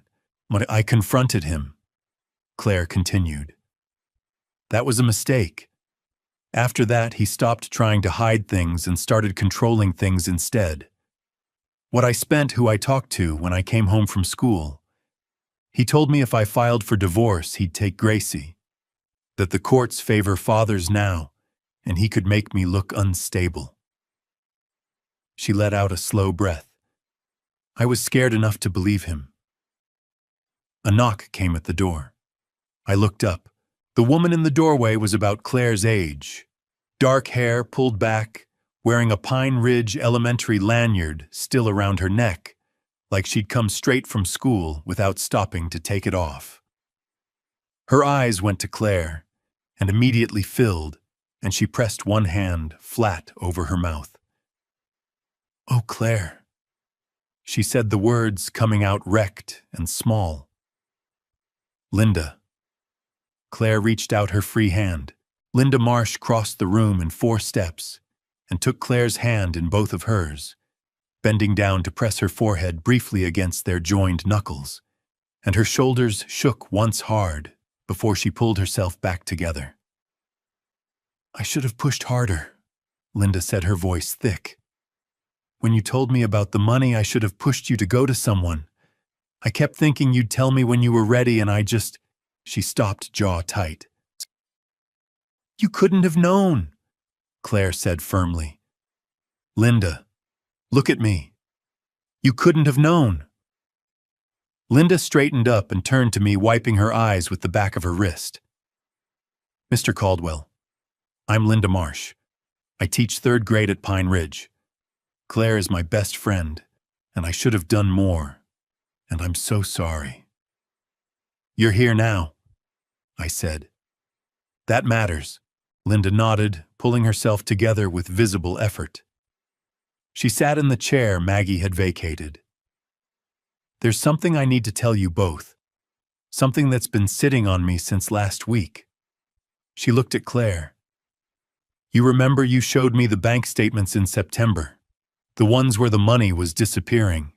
"Yes," Claire said. "I kept a copy on my phone," Linda said. "I photographed them when you weren't looking because I was worried and I didn't know what else to do." She pulled out her phone, opened her photos, and turned it toward me. Rows of transactions highlighted in yellow dates going back 14 months. Transfers to an account labeled FH Holdings in amounts ranging from $800 to $4,500, recurring like clockwork. I didn't know if it meant anything, but I kept it. I looked at the numbers on Linda's phone screen and felt the pieces clicking into place. $43,000 moved out of Claire's household account into something called FH Holdings over 14 months. Foster Holdings. The same shell account Pruitt had found. "Linda," I said, "Detective Pruitt needs to see this." Linda's chin went up, decisive. "Whatever he needs. Whatever helps." She looked at Claire. "One more thing. Last Tuesday, a man came to Pine Ridge asking about you. Said he was from the district office doing a routine wellness check on absent teachers. The principal thought it was strange because nobody from the district called ahead." Linda's eyes hardened. "He asked specifically whether anyone had tried to contact you or file a welfare check. Then he left." Claire looked at me. I looked back at her. Brandon had sent someone to the school to find out if anyone was looking.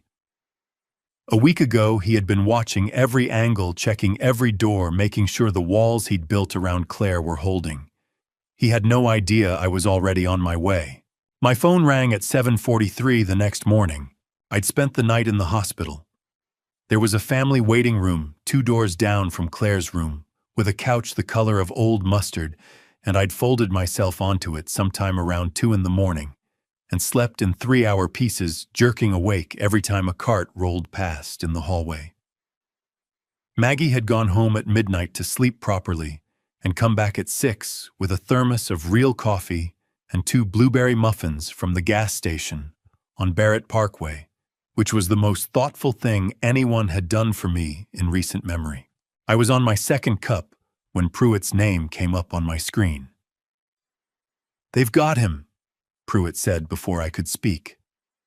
"Brandon Foster was taken into custody last night at 10:52 at a budget inn off I-75 in Marietta. Tara Weston was with him." I set the coffee cup down on the waiting room table very carefully because my hand had started shaking again and I didn't want to spill it. "Both of them. Well, both of them. Brandon is being processed now. He asked for his attorney the moment the cuffs went on and hasn't said a word since, which is his right." Pruitt paused. "Tara, however, is a different story entirely." "She talked," I said. "Or she hasn't stopped," Pruitt said. "Mr. Caldwell, I've been doing this job for 19 years. I have never seen anyone come apart that fast or that completely. The arresting officers said she was crying before they even got the cuffs on her. By the time they got her to the station, she was shaking so hard they had to get her water before she could speak. She waived her right to an attorney, which I will tell you is unusual, and which her future public defender is going to have a lot of feelings about. And she talked for 3 hours straight. Through the doorway of the waiting room, I could see the hallway leading to Claire's room. Maggie had gone in 20 minutes ago with the muffins. I could hear faintly Gracie's voice, not the words, just the cadence of it, the particular bright rise and fall of a 9-year-old talking about something that interested her. Whatever that child had survived, it had not taken her voice. "What did Tara say?" I asked. Pruitt walked me through it. Brandon had approached Tara 8 months ago, not at the realty office where they both worked, but at a bar in Buckhead, where she'd gone after a hard week, and he'd found her, which in retrospect Tara said should have told her everything she needed to know about how he operated. He'd been charming, attentive, full of stories about a marriage that had turned cold and a wife who didn't understand him. Tara had been lonely and in debt from a combination of poor decisions she was too embarrassed to detail. And Brandon had seemed like someone who had answers. She said she didn't know about the plan to confine Claire until 2 days before it happened. Pruitt told me. Brandon framed it as temporary. He said he needed Claire to sign some papers that Claire was being irrational and difficult, and that once she signed, everything would move quickly and cleanly. Tara said she told herself it was just a couple of days. "She was in the house," I said. "She heard Claire from the basement." "Yes." She said that was when she understood it wasn't going to be clean. Pruitt's voice was even professional, but there was something underneath it, not sympathy exactly. More like the bone-tiredness of a man who has heard too many variations of the same story. She said she tried to convince Brandon to let Claire go that second night. He told her to stop being emotional and think about what they stood to gain. I thought about Tara's voice on that recording. The way she'd said she has a little girl, Brandon. The way he'd answered her as if Gracie was a scheduling inconvenience. "There's one more thing," Pruitt said. "And I want to prepare you for it because it's difficult to hear." "Tell me," I said. Tara stated that approximately 4 days into the confinement, Brandon told her that if Claire continued to refuse to sign, he intended to move her to a storage unit outside Kennesaw and report her as a missing person. He told Tara that by the time anyone found anything, they would be out of state, and the house sale would already be in escrow. Pruitt paused. He also said, and I'm quoting directly from Tara's statement here, he said, "Dead women don't fight for custody." The waiting room went very quiet. The mustard-colored couch, the vending machine humming in the corner, the fluorescent light flickering slightly overhead, all of it sharpened into focus, the way things do when the world hands you something too large to process all at once. "He was going to kill her," I said. My voice came out flat and strange, like it was coming from somewhere outside my body. "Jakum." Based on Tara's statement and the timeline established by the recording, the DA is filing attempted murder in addition to kidnapping and unlawful imprisonment, Pruitt said. Tara will be charged as an accessory. Her cooperation will be considered at sentencing. He paused again. "Mr. Caldwell, you got there Monday morning. Brandon planned to move Claire Wednesday night. You had a 48-hour window. 2 days. I'd had 2 days to spare. I pressed the phone hard against my ear and stared at the fluorescent light on the ceiling and breathed in and out, slow and deliberate, until I was confident my voice would work correctly. "Thank you, Detective," I said, "for everything." "Thank your granddaughter," Pruitt said quietly. "That recording is what made this airtight." I stood up from the mustard couch, picked up my coffee, and walked down the hallway toward Claire's room. Through the small window in the door, I could see Maggie perched on the edge of Claire's bed, and Gracie sitting cross-legged at the foot of it, gesturing with both hands about something, her face animated and alive. Claire was watching her daughter with an expression I didn't have adequate words for, something between devastation and gratitude. The face of a woman who understands exactly what she almost lost and is choosing minute by minute to be present for what she still has. I pushed the door open and stepped inside. "Grandpa Ray." Gracie looked up and patted the blanket beside her with enormous authority. "Come sit. I was telling Mom about the book I've been reading. Under the bed. I had it with me the whole time." I sat down on the bed next to my granddaughter, and she leaned against my arm, immediately warm and solid and real, and I put my hand on the top of her head and thought 48 hours and did not say it out loud. The doctor cleared Gracie for discharge late that afternoon. Her blood work had come back clean. Her hydration levels were back to normal, and the pediatric nurse, a cheerful woman named Ms. Patterson, who had apparently made it her personal mission to ensure Gracie left the hospital with the highest possible opinion of medical care, presented her with a stuffed bear wearing a tiny Wellstar badge on its scrub's pocket.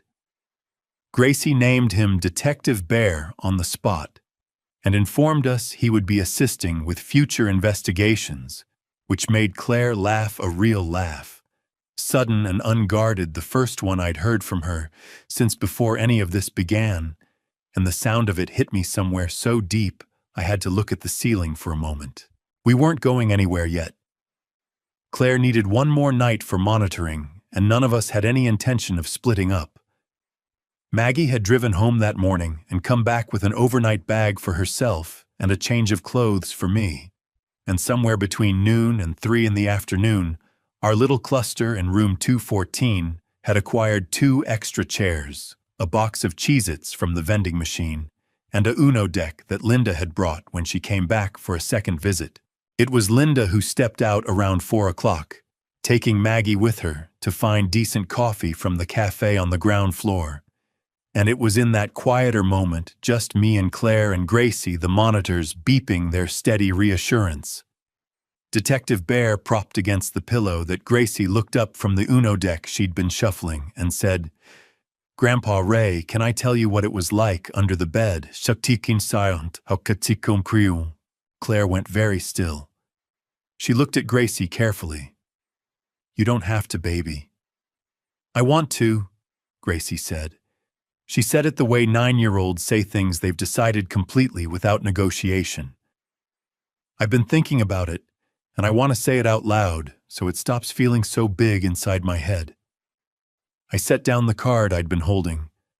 "Then we're listening, sweetheart." Gracie took a breath. She set the Uno deck on the blanket in a neat stack and folded her hands on top of it, and the gesture was so adult, so composed, that it made my chest ache in a particular way I hadn't expected. "Wednesday night I was reading in bed," she said. "The Diary of a Wimpy Kid, number 7. I had my reading lamp on and my door was open a little bit because I don't like it all the way closed." She paused. "Then I heard them downstairs, Dad and a woman. Could you hear what they were saying?" I asked gently. "At first, just that they were loud. And then Dad's voice got really loud, and the woman's voice got scared sounding, and then I heard Mom." Gracie's hands tightened on the Uno deck. Her voice stayed steady, but something in her eyes changed, deepened. "Mom was crying. Not like when you stub your toe. The other kind." Claire made a sound, small, involuntary. She pressed her fingers over her lips. "Mom told me things," Gracie continued. "Not about what happened. She didn't know it was going to happen exactly like that. But she told me, she said sometimes grown-ups have really bad arguments, and if I ever heard Daddy yelling really loud, and it sounded scary, I should go straight under my bed and stay there and not come out until someone I trusted completely came and called my name. Gracie looked at me. She said Grandpa Ray would come. She said if something really bad happened, and she couldn't call you herself, she said, you would figure it out. She said you always do. Something in the back of my throat went hot and tight. I kept my face as still as I could manage. So I got under the bed, Gracie said. I took my book and my tablet and the emergency granola bars Mom put in my nightstand drawer. There were 4 of them, and I ate 1 a day. And on the 4th day, I ate only half because I wasn't sure how long I'd have to stay. She looked at me with an expression of absolute pragmatic seriousness. I was trying to make them last. That was very smart, I said. My voice came out rough around the edges. On the 3rd day, I was really thirsty, Gracie continued. I waited until it was really late at night and the house was quiet, and I crawled out to the bathroom in the dark and drank from the faucet and filled up my water bottle. Then I went back under the bed. She paused. I did that every night. I didn't turn any lights on. Claire had stopped trying to hold herself together. Tears were running silently down her face, but she kept her lips pressed firm, kept her eyes on Gracie, kept herself present for her daughter's telling of this. I recorded things on my tablet, Gracie said, because I kept thinking Grandpa Ray is going to want to know everything that happened, and I might forget or get confused or maybe nobody would believe me. So I just kept recording whenever I heard voices. She tilted her head. Was that okay? Was it helpful? Gracie. I leaned forward and took both her hands in mine, the Uno deck scattering sideways across the blanket. My voice was not doing what I needed it to do anymore, and I stopped trying to control it. What you did was the bravest thing I have ever seen, in 67 years of living. That is the bravest thing. Her face crumpled all at once. Not the composed, deliberate face she'd been wearing for the last 10 minutes, but the real one underneath the 9-year-old face, the one that had been scared and alone for 5 days and was only now allowing itself to feel all of it. I really wanted to come out, she said, her voice breaking into pieces. On day 3, I really wanted to just come out. But Mom said wait for Grandpa Ray, and I didn't want to mess it up. I pulled her into my arms and held her, and she cried the way she had when I'd found her under the bed completely, with her whole body, nothing held back. Claire reached across and put her hand on Gracie's back, and I put my arm around Claire's shoulders, and the 3 of us stayed like that, while Gracie cried herself through it and out the other side. After a while, Gracie lifted her head from my shoulder and looked at me with red-rimmed eyes and a tear-tracked face and said, "Grandpa, you were only 1 day late." I couldn't speak. I just held her tighter. "Mom said you'd come," Gracie said. "And you came." Maggie came back with the coffee at 4:15. She stopped in the doorway when she saw the 3 of us, me with Gracie still tucked against my side, Claire, watching us both with red-rimmed eyes and wet cheeks, and she read the room the way she's always been able to read a room in about 1.5 seconds, and she set the coffee cups quietly on the windowsill and came and sat on the edge of the bed without asking any questions or saying a word. That's 43 years of marriage. You learn when to speak and when to simply be present. Linda appeared behind her, took one look, murmured something about giving us some time, and pulled the door shut from the outside. I made a mental note to thank her properly when this was all over. Gracie had cried herself into a state of heavy, boneless exhaustion. She was listing sideways against my arm, eyelids drooping, Detective Bear clutched to her chest.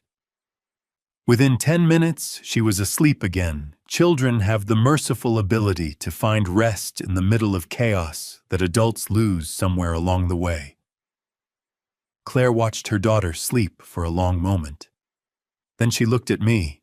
"I need to tell you why I didn't call you," she said. Her voice was quiet but direct, the way she'd spoken as a child when she'd done something she knew needed owning up to. Before you ask, before you wonder. I wasn't going to ask, I said. You were going to wonder, though. The corner of her mouth moved, not quite a smile, but the ghost of one. I know you, Dad. Maggie reached over and took Claire's hand without speaking. Claire looked down at their joined hands for a moment. Then she began. It didn't start with something I could point to, she said. That's what I kept telling myself every time I thought about calling you. I kept waiting for the moment that was clear enough, bad enough, obvious enough to justify picking up the phone and saying something is really wrong. She paused. And by the time things were bad enough, I was already so deep inside it that I couldn't see the edges anymore. How long? Maggie asked softly. The control stuff, about 2 years. Claire's jaw tightened slightly. It started small. He didn't like it when I made plans with Linda without mentioning it first. He wanted to know where I was going when I'd be back, who I'd be with. I told myself it was because he cared. Because he was anxious. I made excuses for it the way you make excuses for a leak you don't want to deal with. She glanced at me. I know you'd have a better word for that. Deferred maintenance, I said. Deferred maintenance, she repeated. Exactly. Every time I deferred it, it got a little worse. By the time I understood what was actually happening, I'd already accepted so many small things that the larger thing felt normal, or at least familiar, which is almost the same as normal when you've been living inside it long enough. Her voice was steady, measured, but her free hand was pressed flat against the blanket fingers spread, and I could see the tension in her forearm. Maggie's thumb moved in small circles on the back of Claire's hand. He said things, Claire continued, about you. Both of you. She looked at her lap. He said if I told you what was happening at home, you'd think I'd failed, that you'd be disappointed in me for picking the wrong person and sticking with it so long. He said Mom would worry herself sick, and it would be my fault. She exhaled. I knew those things weren't true, but he said them often enough, and by the time he said them I was already tired enough, and somehow tired, plus often enough starts to feel like logic. Maggie made a sound that was not quite a word. Her hand on Claire's tightened. I want to be very clear about one thing, Claire said, and her voice gained a firmer edge. I never doubted that you would come if I asked. Not for a single second. I knew you'd get in that truck and drive up the minute I said the word. She looked directly at me. That's not why I didn't call. I didn't call because I had convinced myself I should be able to handle it on my own. That asking for help meant I'd failed at something. I thought about 40 years of crawling under houses, tracing leaks to their source. The number of times a homeowner had called me embarrassed, apologetic, certain they should have been able to fix it themselves. The number of times the thing they'd been trying to manage alone had turned into something far worse, because they'd waited. Claire, I said. She looked at me. But a pipe under pressure doesn't fail because it's weak, I said. It fails because the pressure is too high. That's not the pipe's fault. That's never been the pipe's fault. Her face crumpled, not all the way, not like Gracie's total collapse, but in the careful, controlled way of a woman who has been holding herself together through sheer discipline and is allowing a single crack in the surface, just one, just enough. I should have called you so much sooner, she said. I wasted so much time being ashamed of something that wasn't mine to be ashamed of. You're calling me now, I said. That's what matters. Maggie leaned forward and wrapped both arms around Claire, and Claire dropped her head onto her mother's shoulder and breathed, just breathed, deep and deliberate, the specific breathing of someone learning to take up space again after a long time of making themselves small. We stayed like that for a while. Gracie slept through all of it, her small chest rising and falling, Detective Bear standing guard. Then a knock came at the door. Pruitt. He looked at the room and immediately read it the same way Maggie had. "I can come back," he said. "No." Claire lifted her head. Her eyes were wet, but her voice was firm. "Tell us what you have." Pruitt glanced at me. "I need Ray to come to the station this afternoon. There's financial documentation I want you to see in person." He paused. "It explains everything about why Brandon did this. All of it. Down to the dollar." Claire reached out and gripped my wrist. "Go," she said. "Maggie's here. Gracie's here. Go find out everything and then come back and tell me all of it." I covered her hand with mine for a moment. Then I stood up, kissed Maggie on the top of her head, looked once more at Gracie sleeping with her Detective Bear, and followed Pruitt out into the hallway. Pruitt's workspace at the Cobb County Precinct was not what I'd expected. I'd pictured something from television-cluttered desk evidence boards, covered in photographs, and string the general atmosphere of barely managed chaos. What I got was a clean laminate desk, 2 monitors, a family photo of Pruitt, with 2 teenage boys, and a yellow Labrador, and a very organized stack of printed documents in a manila folder with Brandon Foster's name written on the tab in neat block letters. Pruitt poured 2 cups of coffee from a machine in the break room, without asking if I wanted one, and set one in front of me. I appreciated that. I was on my 4th cup of the day, and my hands had finally stopped shaking, and I wasn't about to stop now. He opened the manila folder and laid the documents out across the desk in a sequence left to right, like he was telling a story with paper. "Foster Holdings, LLC," he said, tapping the first sheet. "Brandon registered this as a limited liability company in Delaware 8 months ago. Delaware, because the disclosure requirements are minimal, a lot of people use it specifically because it's harder to trace." He looked at me to make sure I was following. He then opened a business checking account in Georgia under that name. This is where the money from the joint account was going. I looked at the bank statements, the same transfers Linda had photographed on Claire's phone, but now with the receiving account clearly identified. $43,200 over 14 months, moved in increments small enough to avoid automatic fraud flags. "The house," I said. "The house," Pruitt confirmed.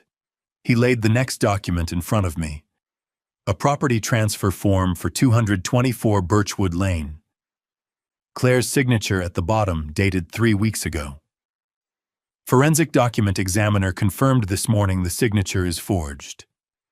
Brandon used a signed check of Claire's to trace the signature and replicate it on the transfer form. The buyer was a real estate investment company. Closing was set for November 15th. I stared at Claire's name on that form. Her handwriting, or something close enough to it to fool a closing agent who'd never met her, authorizing the sale of the house where Gracie had grown up, where Claire had planted yellow mums in the window box every October, where I had installed shower heads and fixed leaks and spent Sunday afternoons being a father. "How much?" I asked. $380,000. After the mortgage payoff, Brandon would have cleared approximately $160,000 in cash. Pruitt tapped the next sheet. Combined with the $43,000 already in Foster Holdings, he'd have been leaving Georgia with just over $200,000 and no traceable connection to Claire or the property. "And Tara's debts," I said. $68,000 in personal debt between credit cards and a personal loan from 2 years ago. Brandon had promised to clear those from the proceeds. Pruitt leaned back in his chair. He'd positioned himself as the solution to her problems, which made her willing to overlook things she shouldn't have overlooked. I thought about the recording. Tara's voice saying she has a little girl, Brandon, The way she'd known it was wrong and done it anyway, because she'd needed to believe the version of the story he'd given her. "What happens to her?" I asked. "No conticum. Accessory to kidnapping. Accessory to unlawful imprisonment. The DA is considering the attempted murder accessory charge depending on how directly she can be tied to the planning of the later stages." Pruitt was straight with me, which I respected. "Her cooperation is significant. It'll be taken into account." I nodded. Looked at the documents spread across the desk. 14 months of planning. A shell company, a forged signature, a buyer already lined up. Brandon hadn't snapped under pressure or made a desperate decision in a bad moment. He had sat across from Claire at their kitchen table for over a year, eating her cooking, watching their daughter do homework, and simultaneously building the architecture of her disappearance. "The name," I said. "Paul." Brandon kept calling me Paul. Pruitt almost smiled. "Paul Whitfield, Brandon's attorney. He'd been on the phone with him 3 times the day you drove up to Marietta. By the time you called him that morning, his brain had the wrong name loaded." He paused. "Panicking men make small mistakes. Sometimes those small mistakes are what breaks a case open." I sat with that for a moment. Then I stood up, shook Pruitt's hand firmly, and walked out to the parking lot. The late afternoon sun hit me full in the face when I pushed through the precinct doors, warm for October, the kind of Georgia afternoon that makes you remember why people choose to live here. I stood on the sidewalk for a moment with my keys in my hand. On the drive back to the hospital on Whitlock Avenue, I stopped at a red light. In the crosswalk in front of me, a man was walking hand in hand with a little girl of about 6, her other hand swinging a plastic pumpkin bucket, Halloween candy rattling inside. The man said something I couldn't hear, and the little girl threw her head back and laughed with her whole body. I thought of Claire at 6 years old asking me why water takes the path of least resistance, because it always finds a way through, I'd told her, no matter what's in its way. My eyes burned. I pressed the heel of my hand hard against them and kept it there until the light turned green. Then I drove back to my family. 3 months is both a long time and no time at all. It's long enough for a 9-year-old to stop flinching at loud voices in the grocery store. Long enough for a 35-year-old woman to start sleeping without the light on. Long enough for 2 old people to rearrange their house around the specific gravity of the people they love most, and find to their surprise that the house fits better this way than it ever did before. It's not long enough to stop missing the life that should have been, but you learn slowly to carry that alongside the life that is. Claire and Gracie moved into the spare bedroom at Sycamore Court, 2 weeks after the hospital. We painted it together on a Saturday in November. Gracie chose the color a soft blue she called the inside of a swimming pool, and she was so serious about the trim work that I gave her her own brush and let her do the baseboards herself. She got paint on her elbow and on the tip of her nose and on the left knee of her jeans, and she didn't notice any of it because she was too busy concentrating tongue between her teeth, painting each stroke like it mattered enormously. It did matter. That was the thing. Every ordinary thing mattered enormously now. Maggie taught Gracie to bake on Saturday mornings. Not just watching, actually doing it, hands in the dough, measuring cups and everything. Gracie turned out to have strong opinions about the ratio of brown sugar to white in a peach cobbler, which led to a very serious negotiation between her and Maggie that lasted 20 minutes and ended in a compromise both parties were satisfied with. I sat at the kitchen table and drank my coffee and listened to them argue about sugar and thought, this is what a house is supposed to sound like. Claire went back to Pine Ridge in January. The school had kept her position. The principal, a woman named Mrs. Okafor, had called Claire personally in November and said the job was hers whenever she was ready, no pressure, no timeline. Claire's students made a banner. 32 fourth graders with markers and poster board, and approximately 0 artistic restraint. The banner reading, "Welcome back, Mrs. Foster," in letters of varying sizes and a remarkable number of hand-drawn dogs that had no clear connection to the sentiment, but appeared to have been added enthusiastically nonetheless. Claire called me that first evening after school, and her voice was different, lighter, like something that had been wound too tight for too long had finally been allowed to loosen one full turn. "Good day," I asked. "Marcus Chen cried when I walked in," she said. "He's 9 years old and he cried and then immediately looked furious about it and pretended he had something in his eye." "Smart kid," I said. "The smartest," she said. And she laughed, the real one, the full one, the one I'd heard for the first time in that hospital room when Ms. Patterson gave Gracie the bear.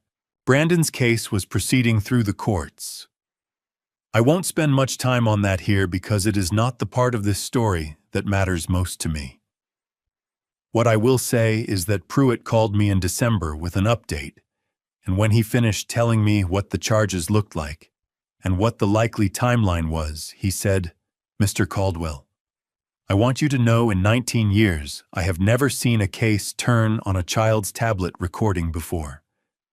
Gracie's instinct to document everything is going to matter for a very long time." I told Gracie that. She listened very seriously, nodded once, and said, "I'm going to be a detective when I grow up, or possibly a marine biologist. I haven't decided." Detective Bear remained on her pillow every night either way. On a Thursday afternoon in January, I was in the garage when Gracie appeared in the doorway, in her school clothes backpack, still on watching me work on a leaking outdoor faucet I'd been meaning to get to for 2 weeks. "Can I help?" she asked. "Pull up that stool," I said. She dragged the wooden stool over and climbed up and watched me with the focused attention of someone who intends to understand rather than just observe. I showed her how to shut off the supply valve first. Always shut off the supply valve first. That's rule 1, that's always rule 1. I showed her the worn washer that was causing the leak, held it up, so she could see the compression ring that had gone soft with age. That tiny thing was making all that water leak," she said. "Tiny things cause the biggest problems," I said. "And they're usually the easiest to fix once you know where to look." She turned the old washer over in her fingers, examining it from every angle.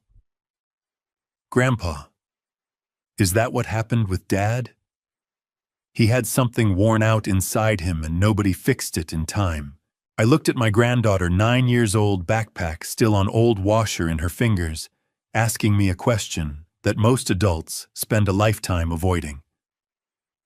"Something like that," I said carefully. "Except a worn washer doesn't choose to leak. Your dad made choices. That's different." She considered this with the seriousness it deserved. Then she handed the washer back. "Can I put the new one in?"